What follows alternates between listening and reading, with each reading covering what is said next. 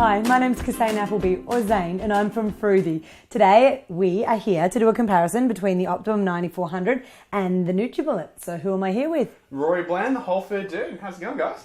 And today I think it's going to be a funny one because Rory's got a few things up his sleeve. But we've got on the table in front of us this kale smoothie recipe, and we also have... hummus. You know what they say, hummus where the heart is. I told you, a funny one. But we really do want to have a factual comparison between the two units because on late night TV, you might have seen the NutriBullet and how it's going to make an explosion of all your nutrients into your body. And we really think that there's no comparison after playing around with them. We want to share with you so you can make your own decision. So we will start with the kale smoothie and a little bit of a closer look at the NutriBullet. The NutriBullet comes with two sets of blades in the bottom. These low ones are designed for grinding, and then the normal blades, sharp blades, which don't feel very sharp, but it does say caution sharp blades on there, which are for blending. In comparison with the Optimum, which... it is one jug fits all. You've got the dry chopping, you've got the grinding, you've got the blending, all in one jug. So that's great. You don't have to worry about washing any other bits or using any other bits. The other thing that comes in the box with the NutriBullet are these 3 cups. So this is your standard blending cup, and then you've got one the same size with the handle, so you can drink and go, and then a larger one the same size with the handle, again, so you can drink and go. What we decided, we were going to make these 2 things and we didn't want to wash up in between, and we realized that we can't make a standard size smoothie or even the hummus in this small cup. I would probably use double this ingredient in the Optimum 9400 for a smoothie for one person. And what about you? Triple. Triple. He drinks a lot.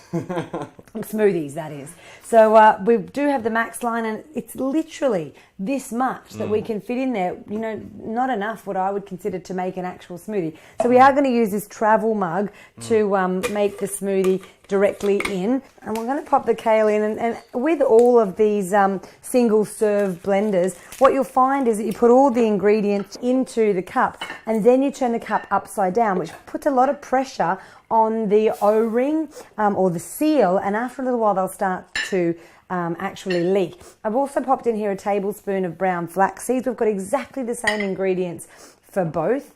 And then raspberries. Why did we choose raspberries, Rory? Raspberries are absolutely delicious. They are a low fructose, a low sugar fruit, but they're also really high in antioxidants. They are delicious. And the other reason that I threw them into a blender test was that they've got seeds. Of course, yeah. So when blending up, sometimes the seeds actually don't get fully blended up. So we're going to have a look and see what happens there. So we've popped all the ingredients in there. We look like we've got everything just under the max line, so that's great. I'm going to pop the blades right on top here. Do it nice and tight, and then shake everything down to the bottom so it's reaching the blades. We've got half a cup of water in each. Ready to go? Ready to go? Yes.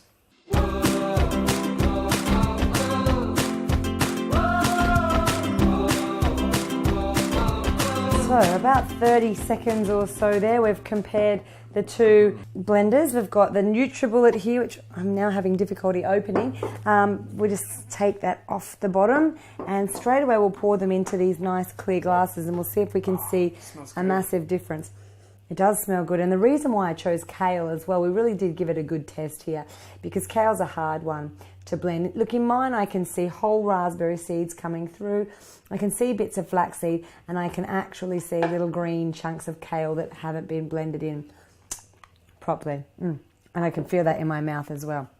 With the one in the Optimum 9400, we can see a really smooth, clean look already. So I think we're going to notice a massive difference there. As a matter of fact, what do you think we do the paper test, Rory? Yes.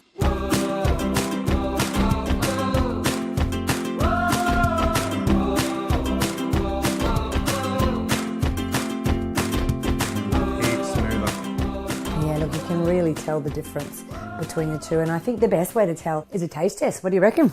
Yes. Off you go. All right, shock on the good one.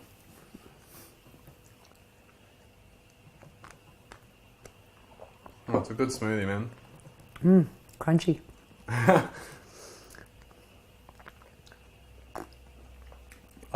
Instant difference with the texture for sure. Absolutely. Now we've really given this a hard test. We've put in here flax seeds, kale and raspberries.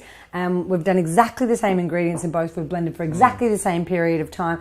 We've got a nice, beautiful, smooth texture. We've got lumpy chunkies over here.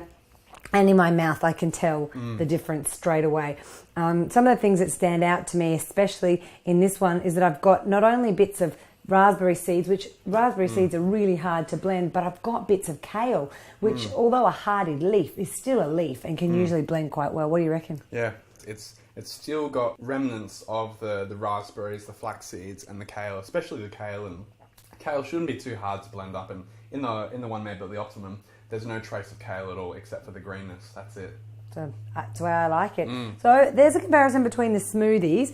Also the longevity of the two is such a difference. You know, you're looking at a high-speed, high-end, high-quality blender with, you know, steel bearings, stainless steel blades.